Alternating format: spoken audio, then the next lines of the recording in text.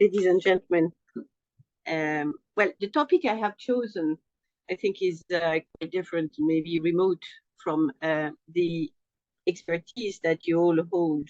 And I just want to thank you for sharing your such talent this morning. I've been learning a lot. I think learning is important all our lives, and I hope to make a contribution that will be helpful to you.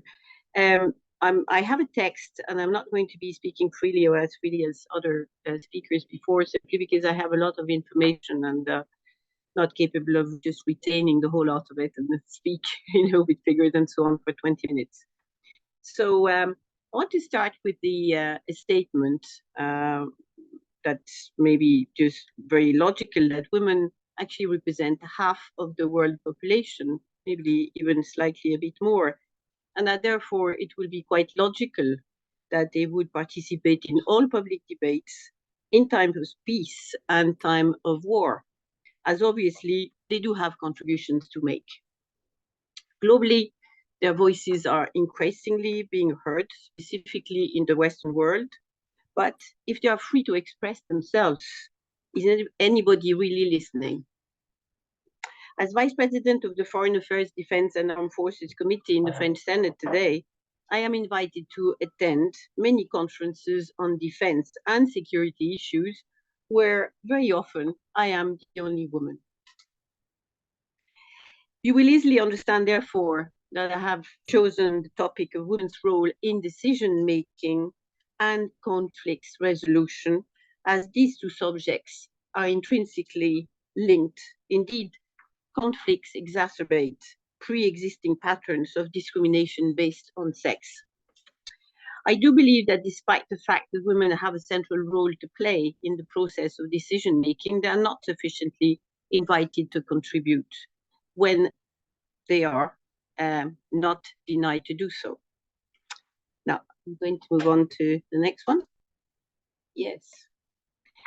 The first point I would like to address is the role of women in the political world, and more importantly, at the level of decision-making. Despite the widespread movement towards democratization in most countries, there are still many barriers to overcome.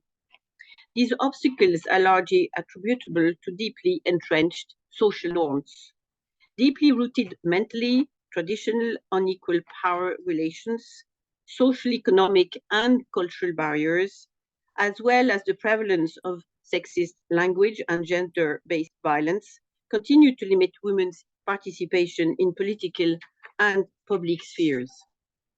As underlined by an article in the United Nations Development Programme, nearly half of the world's population believe men make better political leaders than women.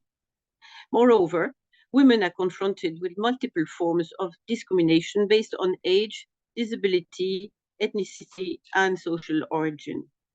Politics and decision-making processes continue to be perceived as being reserved to males, who are given the means to prove themselves in public debates and presence in the media. That is their performance. In its gender equality strategy, the Council of Europe has rightly pointed out that due to an unequal share of responsibilities between men and women in private life, politicians' culture has been shaped around male behavior and life experience, adding difficulties for women. To break down these barriers, 189 countries unanimously adopted the Beijing Declaration and Platform for Action at Conference on Women in Beijing in 1995. It is considered to be the most comprehensive global policy framework for the rights of women. It recognizes women's rights as human rights, and I think that is a very important point, and sets out a comprehensive roadmap for achieving equality between women and men with concrete measures and measurable outcomes. These outcomes are divided into 12 areas where a need for urgent action was identified.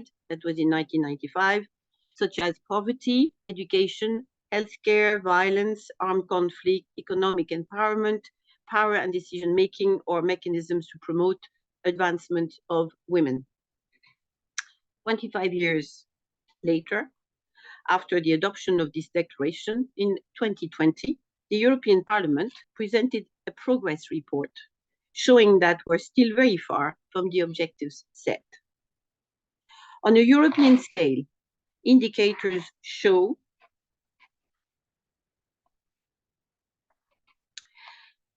that in economic terms, women are still more at risk of poverty than men, and women's gross hourly earnings are on average 14.8% below those of men. This means that for every 100 euro men earn, women earn 85. Yet financial autonomy is one of the conditions for making and holding on to power, thus not allowing women to make up for positions of responsibility. In terms of qualifications, while there are more and more women graduates from third-level education, they represent the majority of workers in the fields of education, health, and welfare, very rarely to be found in the top positions. This shows that women are still assigned to certain jobs by social norms, that they struggle to break through the glass ceiling, but unfortunately also continue to lack confidence and apply for the top jobs. A key indicator of women's participation in decision-making is their representation in the political sphere. In 2003, the Council of Europe adopted a governments of the member states committed themselves to achieving a minimum representation of 40% of women in political and public life through legislative, administrative, and supportive measures. 20 years later, worldwide, women are still underrepresented in national parliaments, governments, and local assemblies. As of 2023, just 26% of members of parliament houses were women, with 30% at the moment in the Senate in France. But we passed legislation 20 years ago to say that it should be at 50, so we're moving up slowly. The proportion of women ministers stand at 21%. We saw a slight increase in representation as head of states or governments from 26 countries in 2021 to 31 in 2022, but still far from achieving gender parity. But the last 2 decades saw slow progress. For example, at the EU level, the percentage of female members of the European Parliament rose continuously after each election. In 2019, the first ever female president of the European Commission, Ursula von der Leyen, set a goal of constituting a gender-balanced College of Commissioners. Nevertheless, the European Institute for Gender Equality found significant gender differences in the portfolios held by senior ministers in national governments. Men are more often assigned high-profile portfolios, such as foreign affairs, defense, justice, finance, industry, while women are likely to be offered social cultural portfolios, such as health, education, or social affairs. Yet arguments for gender balance in decision-making are numerous. First, it is a sign of a functioning democracy in which every part of the population is equally represented and a key indicator of gender equality, all fully enjoying the same rights. Second, it increases the general level of effectiveness in a country and diversifies the pool of talents. Third, the presence of women in position of leadership can greatly reduce the likelihood of violent conflict emerging and improve the prospects for the peaceful resolution of existing conflicts. Now coming to the second point, and that is the presence of women or role that they can play in conflict.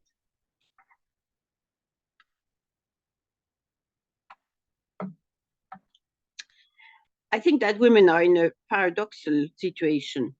On the one hand, women account for the vast majority of victims of gender-based violence during conflict and post-conflicts, noted Elizabeth Wren and Ellen Johnson-Sirleaf in their study entitled Women, War, Peace, the Independent Experts Assessment of the Impact of Armed Conflicts on Women and Women's Role in Peace peace building.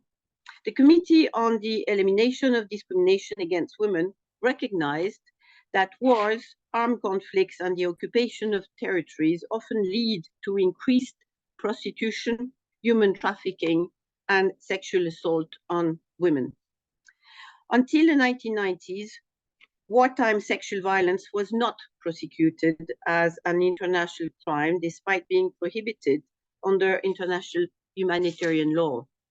Both the International Criminal Tribunal for former Yugoslavia and the International Criminal Tribunal for Rwanda have stated in different landmark decisions that wartime rape and sexual violence can be considered as war crimes and crimes against humanity. And I think, as Carolina pointed out this morning, I think rape and abuse not only can be a powerful tool, but it does have lasting effects.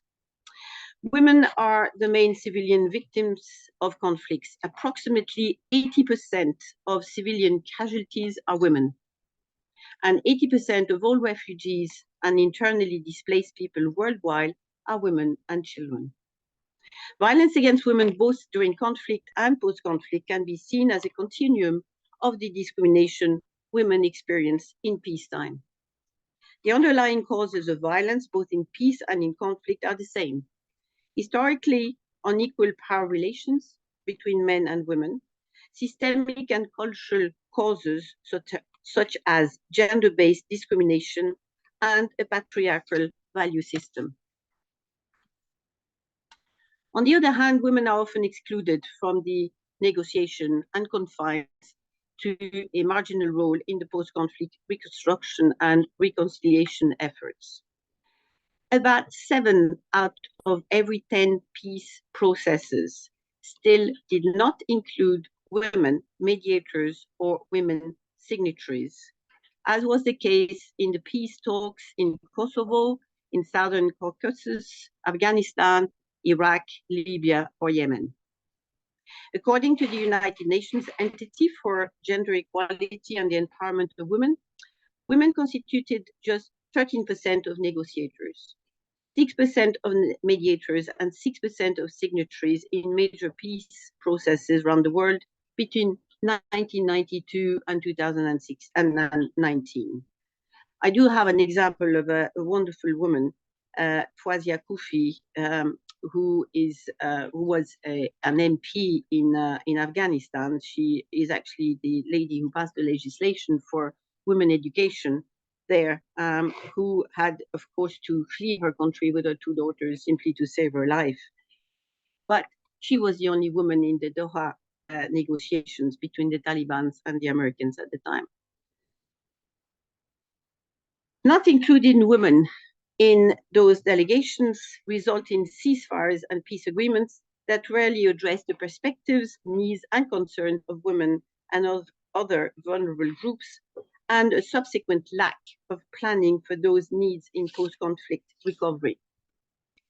However, a growing body of research and case studies of current and past peace processes reveal how women's participation, whether in informal or official negotiation role or through grassroots efforts, contributes to reaching lasting peace agreements.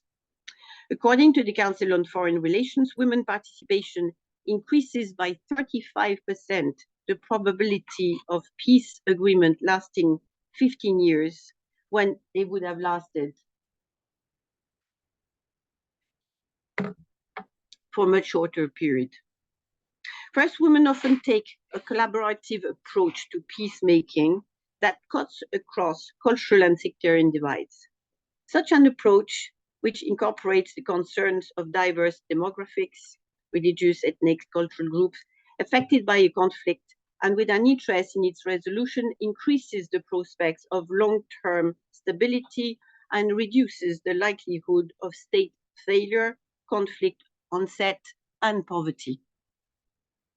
For example, Israeli and Palestinian women have long built coalitions across national, ethnic, and religious lines to lead nonviolent efforts to promote security and access to basic services. Second, because women often operate outside existing power structures and genre do not control fighting forces. They are more widely perceived to be politically impartial mediators in peace negotiations than men.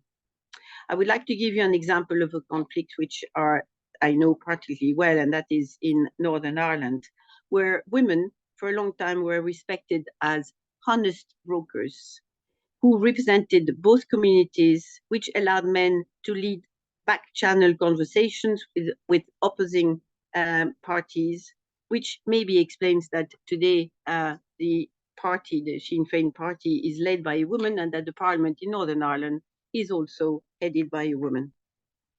Third, women are often dynamic leaders of change. Women's groups successfully stage mass actions and mobilize public opinion campaigns in many countries to encourage progress in peace talks. Women in Sudan were at the forefront of protests in 2019 that led to the overthrow of Sudanese President Omar al-Bashir in a coup making up 70% of the protesters. They again stepped up the process forcefully after military leaders staged a second coup in 2021. Fourth, women are more likely to raise social issues in negotiations beyond military action, power sharing arrangements, and territorial gains that help societies reconcile and recover, such as political and legal reform, social and economic priorities, and transitional justice concerns. In Colombia, which I visited, it was July 2022, where the Truth Committee presented to the civilian society, to the people, the report. Women successfully facilitated the inclusion of provisions in the final agreement in the rights of women and girls, access to property for rural and indigenous communities, women political participation, gender-based violence, and post-conflict accountability for sexual violence. And it is going on at the moment.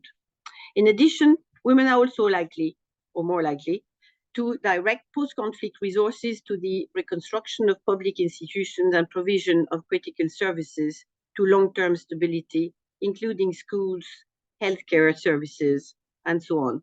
It's true that in a post-conflict, men will not have a priority or as a priority to rebuild the schools in the cities that have been destroyed. Despite the challenges that the post-conflict vacuum poses for women's rights, it can also be viewed as an opportunity to change the societal structures and norms in place before the conflict, which contributed to the violence against women in the first place. I agree with the Office of the United Nations High Commissioner for Human Rights recommendation to take into account women's various roles and diverse experiences of conflicts, not only as victims, but as combatants, as part of organized civil society, and as human rights defenders, as members of resistance movements, such as in Kurdistan, for instance, and as active agents in both formal and informal peace processes.